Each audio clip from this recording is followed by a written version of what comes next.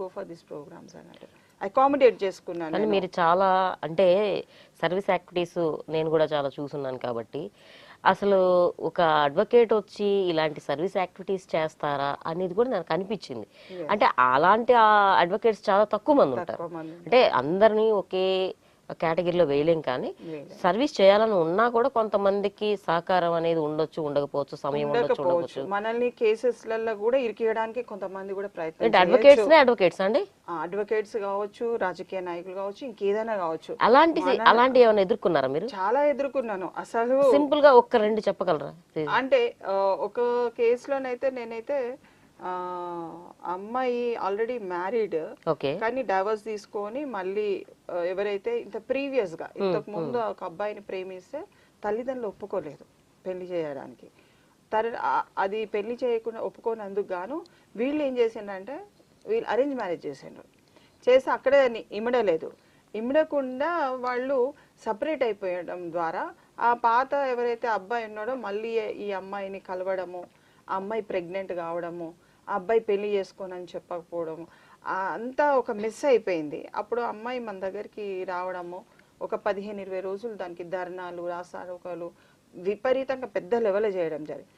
అప్పుడు నేను మాకు తెలిసిన మహిళల్ని ఇది కొంచెం డీల్ చేసి పెట్టండి అమ్మా, నాకు వేరే కేసెస్లో కొంచెం బిజీగా ఉన్నా కదా మీరు చేయండి అంటే, అక్కడ ఏమైంది వాళ్ళతోని కలిసిపోయి మన మీదనే రివర్స్గా అటాకింగ్ మొదలైపోయింది. నీకేం పని ఉన్నది, నువ్వు ఎందుకు చేస్తావు ఈ కేసులో, నీకు ఏం అవసరం అని చెప్పేసి అసలు చాలా నిలదీసేసిండ్రు.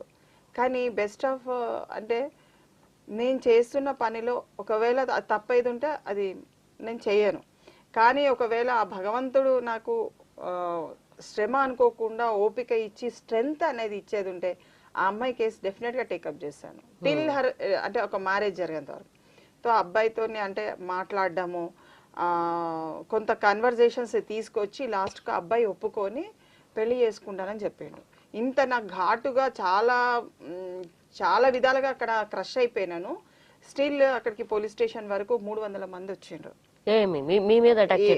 కాదు, అక్కడ మ్యారేజ్ అవుతుందా లేదా అని చూడ్డానికి 300 మెంబర్స్ వచ్చిండ్రు. ఆ టైంలో అబ్బాయి రాలేదనుకోండి ఇంకో విధంగా వెళ్ళిపోతుంది, అది చాలా ప్రాబ్లం ఫేస్ అవుతుంది. ఎడ్యుకేషన్ లో ఉన్నాడు అబ్బాయి. సో ఆ అబ్బాయి కొంత మంచి అంటే ఆలోచనతో వచ్చి కూడా ప్రేమ ఉంది, ఎంతో ఉంది, వచ్చి ఇంకా పెళ్లి చేసుకొని అది చాలా లెవెల్లో వెళ్ళిపోయింది. అది సక్సెస్ఫుల్ స్టోరీ అన్నట్టు. అట్లాంటి చాలా విధాలుగా అంటే ఆ స్టోరీలో మిమ్మల్ని టార్గెట్ చేశారు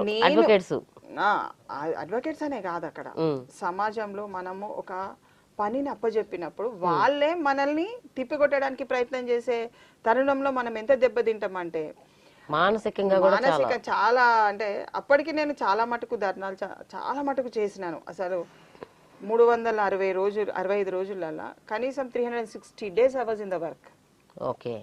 ఇటు ప్రాక్టీస్కి వెళ్ళడము, ఆ పని అయిపోయిన తర్వాత ఇమీడియట్ గా నాకు ఏదో ఫోన్ వచ్చేది. అప్పుడు ఫోన్స్ అన్ని ఎక్కువ లేకుండే, మెసెంజర్స్ కానీ ఇంటి వరకు రావడం కానీ, ఇల్లు ఎక్కువ అందరికి పరిచయం ఉండడం ద్వారా పేపర్ ప్రెస్ ఎక్కువ శాతం నాకు బాగా ఈ స్థాయిలోకి కానీ నా పనిని ఎంకరేజ్మెంట్ చేసిందంటే ఒక ప్రెస్ వాళ్ళండి. పేరు అట్లా నేను చెప్పలేం, పేరు అని లేదు, మీడియా వాళ్ళు అంటే ఆ వర్క్ లో వాళ్ళకి నచ్చిన జస్టిఫికేషన్. నిజంగా మా లాంటి మీడియా వాళ్ళందరూ ఎంతో కొంత సమాజానికి ఉపయోగపడేవాళ్ళు.